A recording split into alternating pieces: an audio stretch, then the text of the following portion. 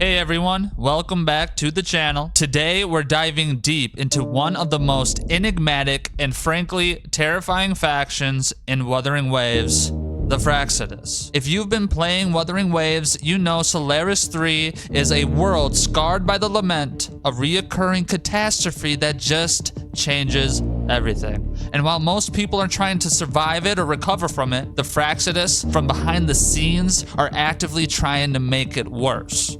But why? Let's break down this secret society, their twisted goals, and the key players pulling the strings. Who are the Fractsidus? The Fractsidus are basically the main antagonists of Wuthering Waves. They're a super secret, extremist organization, and their influence is everywhere. We're talking agents and overseers covertly infiltrated across pretty much every nation on Solaris 3. They're not just a local problem, they're a global network. Their name, Fractsidus, is theorized to come from Latin, meaning fractured star or broken star. And that name really fits their vibe, whether it's about their fragmented nature, their goal to shatter the current world order, or maybe even something tragic about their founder. Now here's where it gets wild. While everyone else is running from the lament, like we mentioned before, they embrace it. They want to intensify the next final catastrophe, which they call the true lament. Why? Because they genuinely believe this ultimate disaster is a necessary step for the evolution and improvement of humanity. Think of it like a dark, twisted Darwinian experiment. They purposely create obstacles and chaos to force humanity to adapt, to grow stronger, to reach a potential they wouldn't otherwise. They see themselves as the ultimate catalyst for this forced evolution. Who's pulling the strings?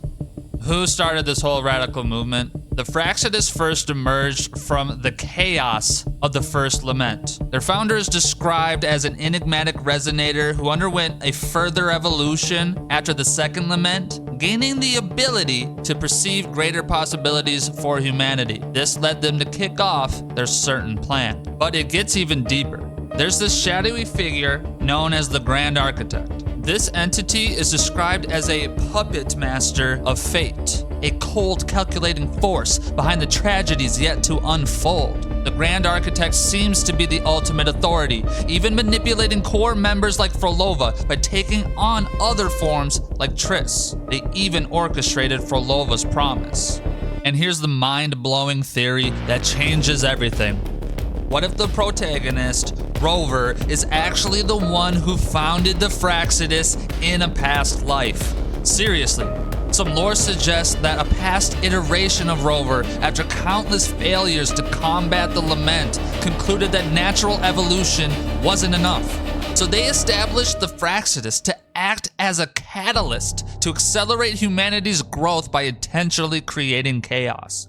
Scar, one of the Fractsidus members, constantly hits at this, calling Rover the Black Lamb and saying Rover will eventually come to us with no hesitation. If this is true, Rover is unknowingly fighting against an organization they once created, making the entire story a profound, tragic loop. Key members. Beyond the mysterious leadership, the Fractsidus has some truly memorable and complex characters. First up, Frolova the Conductor. Her story is heartbreaking. She started as selfless and pure-hearted, but after countless betrayals and failures and a desperate desire to revive her loved ones from her devastated town, she adopted a whatever-it-takes mindset. Her resonance ability actually manifested by resonating with the tacit discords that formed from the deceased inhabitants of her town, essentially turning her into a half-dead, half-tacit discord and driving her mad. The Grand Architect totally exploited her trauma, even appearing as Triss to keep her on their villainous path. Her loyalty is to her personal goal, not necessarily the Fractsidus' grand plan. And get this, she still holds onto a lingering hope that Rover will remember her, hinting at a deep, forgotten past connection between them. Then we have Scar, the Black Lamb. He's the persistent one, always trying to recruit Rover into the Fractsidus. His cryptic lines about him and Rover being the Black Lamb, the one who breaks the rules, strongly suggests a shared, unconventional destiny with Rover, and his continuation in the story will unfold more hidden details. Cristoforo, the playwright. This guy is something else. He's sarcastic, strangely kind. His true intentions are always hidden, making him super intriguing. He speaks in metaphors, forcing you to really think about what he's saying. Cristoforo sees the world as a grand play. He's the puppet master, setting up actors, including Rover, for what he calls the magnum opus climax. He'll guide you, antagonize you, whatever it takes to push you along his script. In the 2.5 story, we learned he was executing an original plan from the Grand Architect to transform Cardathea into the true vessel for the Threnodian. He even allowed for Lova to use the Threnodian gem for her own personal goal because he was confident it wouldn't mess with the Fractsidus' bigger picture. Remember the 2.4 plot in Septimont? He initiated that scheme to corrupt Cardathea, which Frolova then used as a diversion. And in a truly cold move at the end of 2.5, after Rover struck Frolova, Cristoforo just swoops in, grabs the Threnodian gem, and he teleports away, leaving Frolova to her fate. His abilities are still pretty mysterious. We still don't know his ultimate motivations beyond just observing how his play unfolds. Finally, the Fractsidus also supported a research faction called the Court of Savante. These guys were expelled from a committee for their extreme methods. With Fractsidus' help, they set up a rune to study ancient divine beings, but their experiments went horribly wrong, leading to the creation of the Mech Abomination that wiped out their entire research team. It just goes to show how reckless the Fractsidus is. They're willing to risk catastrophic failures for their goals. The grand plan, true lament, and second resonance awakening. So what's the end game for the Fractsidus? It all revolves around the true lament and something called the second resonance awakening. They want to intensify the lament, not just survive it, because they believe it's the ultimate path to humanity's evolution and improvement. It's about forcing humanity to adapt and become stronger. And the key to this is the second resonance awakening. This is literally a second awakening for resonators, giving them a massive increase in their power. It usually happens in very extreme situations, like a resonator is pushed very close to overclocking or in a do or die scenario. While it can happen naturally, the Fractsidus are actively trying to confirm its possibility and are theorized to be developing an artificial second awakening method. If they succeed, individuals gain power to rival Sentinels, ushering in a new era for Solaris 3. The lore even hints that the Fractsidus will succeed in their efforts to bring about the second resonance awakening. But here's the kicker. This success is ambiguously portrayed as an uncertain change that embodies both good and evil. It means that the new era they're trying to force might not be the utopia humanity expects. They're not just letting chaos happen, they're engineering it for a very specific, forced evolutionary outcome. They're trying to play God, using the very thing that threatens humanity as a tool for their twisted vision, their influence and comparisons. The Fractsidus' reach is truly global. Their network spans across the nations of the world, and they've deeply infiltrated various countries. Hong Long was even their first target. They strategically orchestrate events like the plot in Jinzhou to observe a Sentinel's Resonator's awakening, or the actions in Renacida to test the fusion of Sentinel and Threnodian powers. The Dark Tide in Septimont was another calculated plan, where any collateral damage was inconsequential to their goals. It's helpful to compare them to other factions.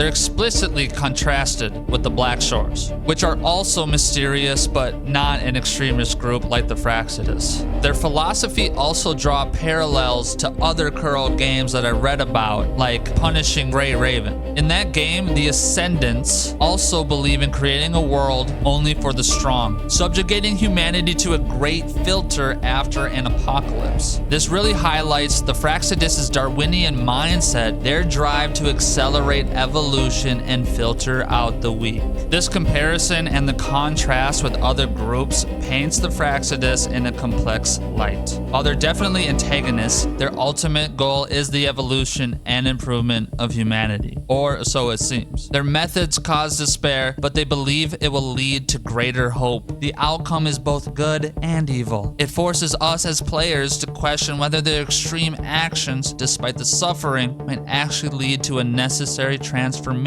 for Solaris 3. It's not a simple good versus evil fight, it's a deep dive into the moral gray areas of survival and progress.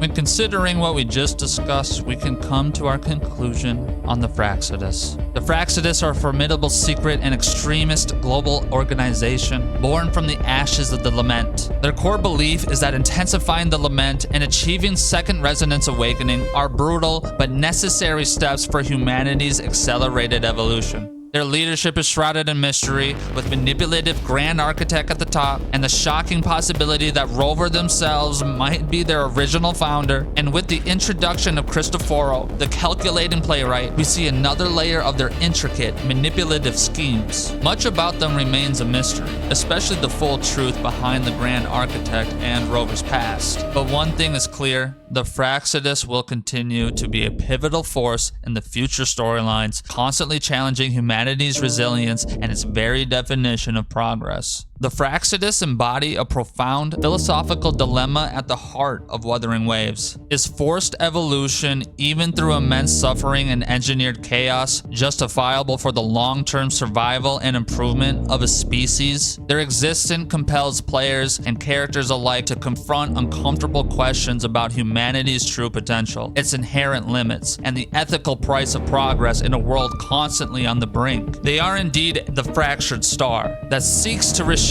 perhaps violently, the destiny of Solaris 3, leaving a lasting impact on the world and the player's understanding of its complex moral landscape. What do you think about the Fractsidus? Do you believe their methods are justified for their ultimate goal? Let me know your thoughts in the comments below. If you enjoyed this deep dive, hit that like button, subscribe for more Wuthering Waves lore, and I'll see you in the next video.